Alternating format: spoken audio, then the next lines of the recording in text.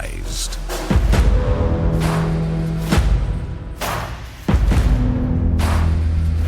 This is 10-Minute Murder.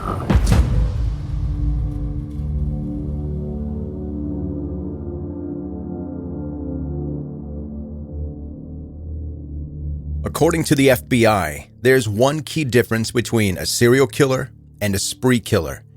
While serial killers have a cooling-off period between their crimes, spree killers typically continue to kill over a short period of time.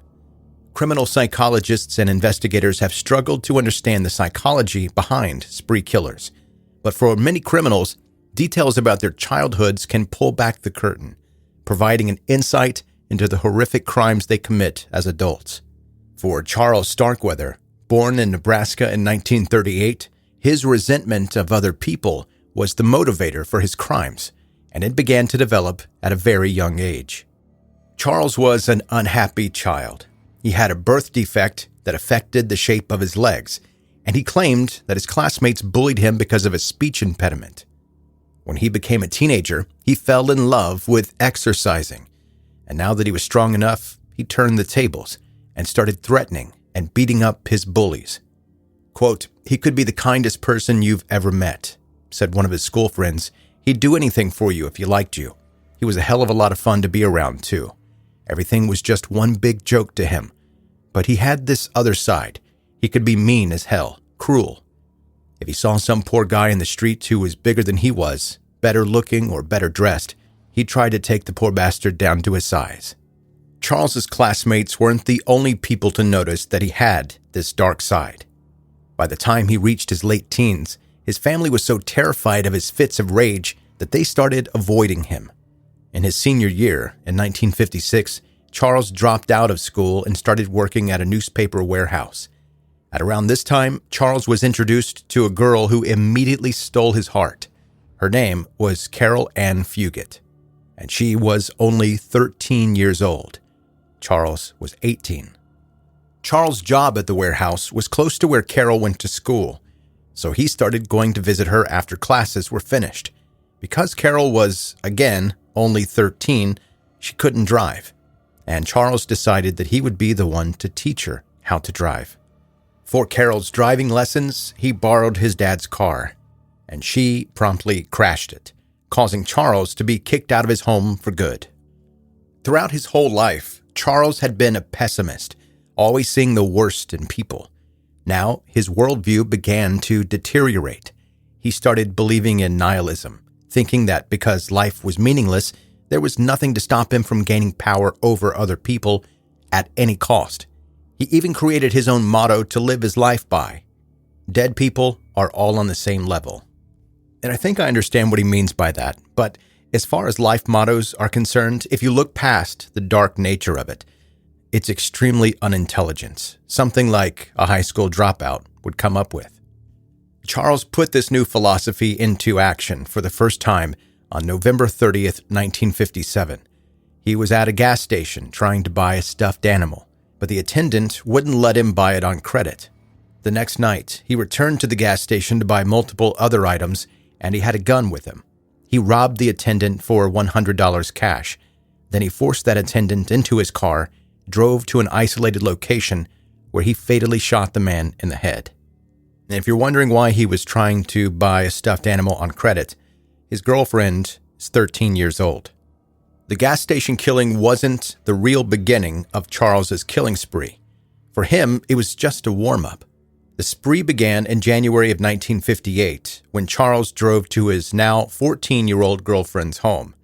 Carol's family, understandably, did not like their daughter's boyfriend, and they told Charles to go away. Beat it. In response, Charles drew his weapon and fatally shot Carol's mother and stepfather.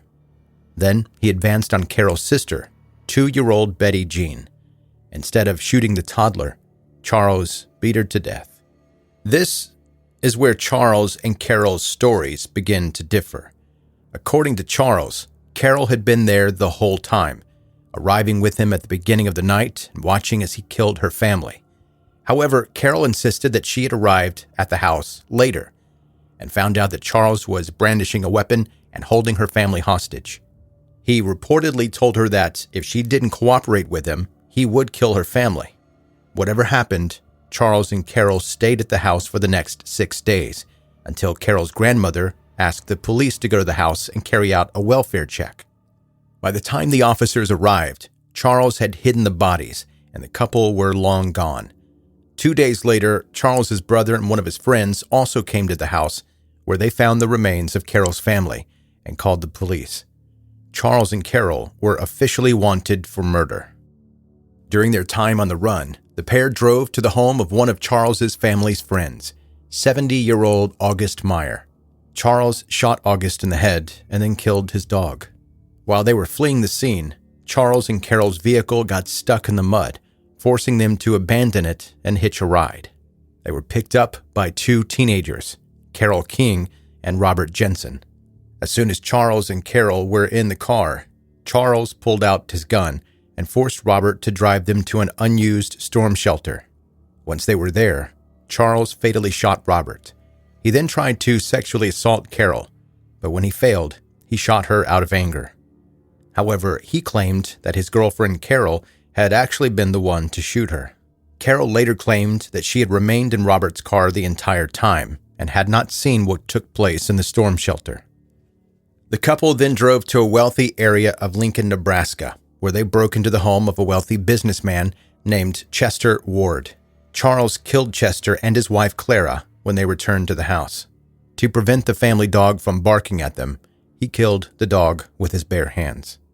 Clara was the first person to arrive home and was stabbed to death.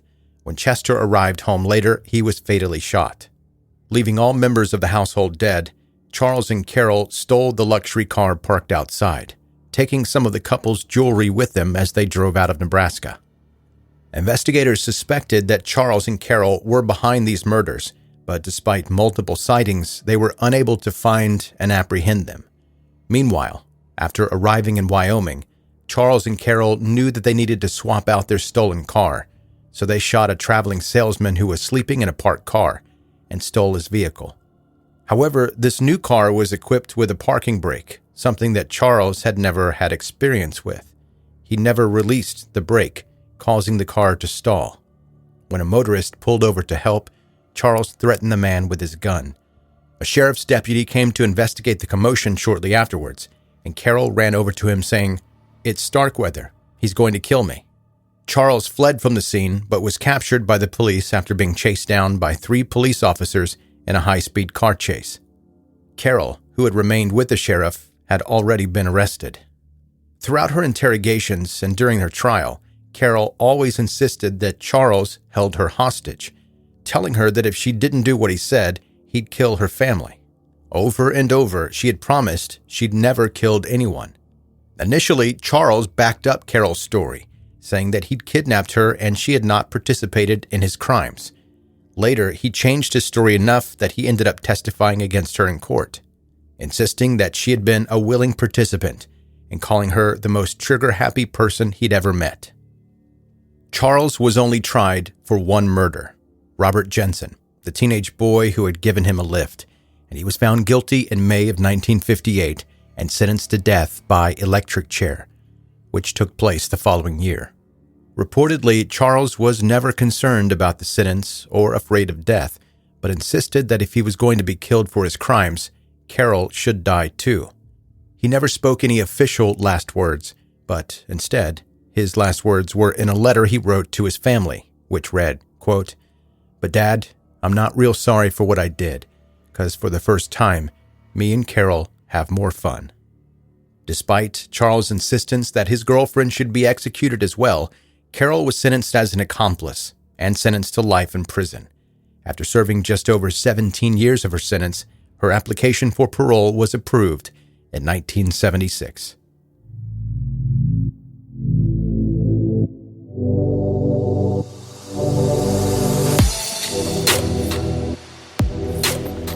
That's 10-Minute Murder for today. Brief and bingeable true crime. I'm Joe, the host, and I really appreciate you listening to the podcast. If you are new to listening to the podcast, welcome. Make sure before you go, if you're not on to binge the next one, even if you are right this minute while I'm talking, hit the subscribe button wherever you are listening. That's going to more easily help you catch up on all the back episodes, and when you log back into whatever listening app that you're using, you don't have to go and search for 10-Minute Murder each time if you're subscribed. And then if you like the podcast, make sure you share it with your friends and family. Just in casual, if there's someone that you know is into brief stories about true crime, let them know about 10-Minute Murder. If there's anything else you need to know about 10-Minute Murder, go to the website, 10minutemurder.com.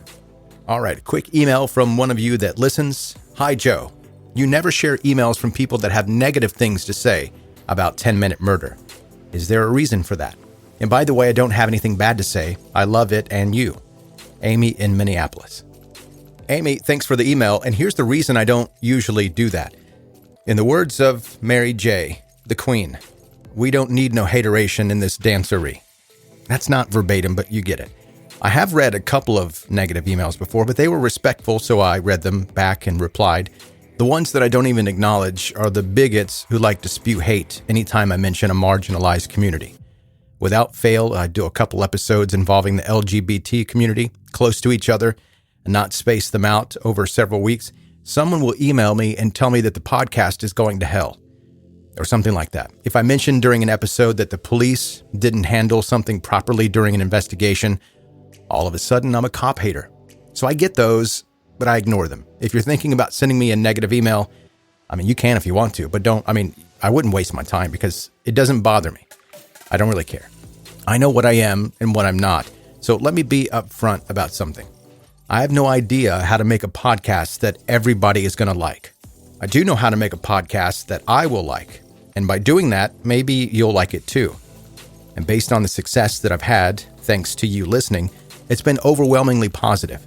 I'm not perfect. I make mistakes, and I constantly tweak parts of the show to make it better or more listenable. But I'm basically making a show that I like, and I'm hoping that you do too. All right, that's it. Thanks for listening to another 10-Minute Murder podcast episode. I'll see you on the next one.